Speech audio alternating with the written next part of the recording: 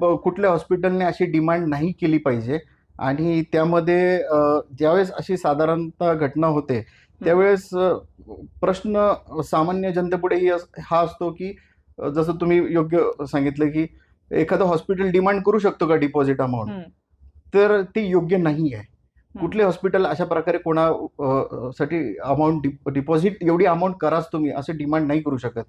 आणि या सगळ्या गोष्टींमध्ये आपण ही पण परिस्थिती पाहिली पाहिजे की सिच्युएशन काय आहे. एखाद्या व्यक्तीचा जीव जात आहे तर त्यामध्ये जर का डिमांड केली आहे म्हणजे पैसे आले नाही म्हणून एखाद्याला ट्रीटमेंट, हे तनिषा भिसे यांच्या परिवाराचा आरोप आहे हॉस्पिटलवरती त्या पद्धतीने. तर असं हे कुठलंही डिमांड करणे हे काही योग्य नाही. शेवटी माणुसकी पण आपल्याला जपायला पाहिजे.